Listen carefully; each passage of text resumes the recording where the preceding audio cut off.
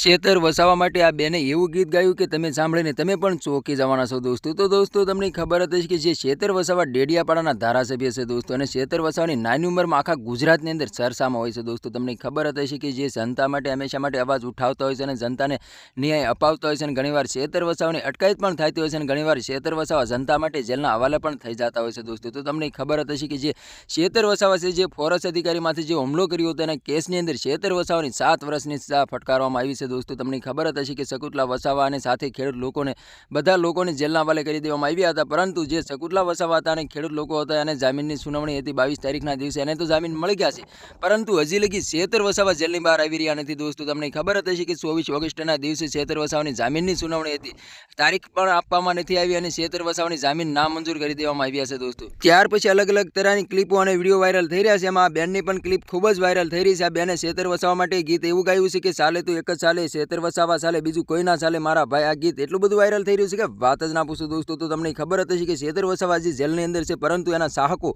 અત્યારે ગીતો બનાવી રહ્યા છે દોસ્તો. તો તમારે એના વિશે શું કેવું છે દોસ્તો, કમેન્ટ કરીને જરૂર બતાવું દોસ્તો. અને અમારી ચેનલમાં નવું તો ચેનલ સબસ્ક્રાઈબર કરવાનું ભૂલશો નહીં, તેથી કરી આવવાના વિડીયો તમારા માટે લાવતો છું દોસ્તો. તો તમને ખબર જ હશે કે અત્યારે આદિવાસી સમાજની મુસ્લિમ સમાજ શેતર વસાવાના સપોર્ટની અંદર અત્યારે મેદાનની અંદર ઉતરી ગયા છે અને ખુલ્લે આમ નારા લગાવી રહ્યા છે. શેતોબા તમે આગે બઢો, હમ તમારી સાથે, જેલ કા તાલા તૂટેગા, શેતર વસાવા છૂટેગા, નારા પણ લગાવી રહ્યા છે. અને આદિવાસી સમાજે કર્યો મોટો ખુલાસો. આદિવાસી સમાજનું એવું કેવું છે કે જે શેતર વસાવા હંમેશા માટે જનતા માટે લડત લડીને જનતાને ન્યાય અપાવે છે, એટલા માટે ભાજપને સારું નથી લાગતું. ભાજપ શેતર વસાવાની વારંવાર ફસાવીને જેલના હવાલે કરી રહી છે, અને શેતર વસાવાને ભાજપ તરફથી ઘણી બધી ઓફરો મળી હતી કે તમે આમ આદમી પાર્ટીમાંથી રાજીનામું આપીને ભાજપમાં જોડાઈ જાઓ, પરંતુ શેતર વસાવા ઝૂક્યા નતા, એટલા માટે શેતર વસાવાને ફસાવીને જેલના હવાલે કરી રહ્યા છે દોસ્તો.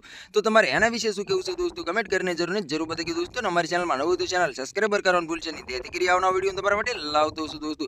જ્યારથી શેતર વસાવા જેલમાં ગયા છે ત્યાર પછી અલગ અલગ તરહની ક્લિપો અને અલગ અલગ તરહના ખુલાસાઓ થઈ રહ્યા છે. એમાં એવું બતાવવામાં આવ્યું છે કે જે રાજુ કરપડા આમ આદમી પાર્ટીમાં હતા અને ખેડૂત લોકો માટે ઘણું બધું આંદોલન કર્યું હતું, ત્યાર પછી ખેડૂત લોકો સાથે રાજુ કરપડાને જેલના હવાલે કરી દેવામાં આવ્યા હતા. રાજુ કરપડા જેલની બહાર આવતા જ તે આમ આદમી પાર્ટીમાંથી રાજીનામું આપીને ભાજપમાં જોડાઈ ગયા હતા.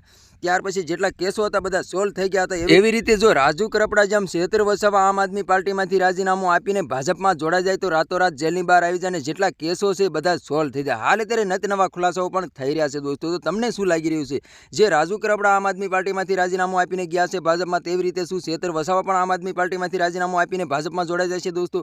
કમેન્ટ કરીને જરૂર બતાવું દોસ્તો. અને અમારી ચેનલમાં નવું તો ચેનલ સબસ્ક્રાઈબર કરવાનું ભૂલશો નહીં, તેથી કરી આવવાના વિડીયો તમારા માટે લાવતો છું દોસ્તો.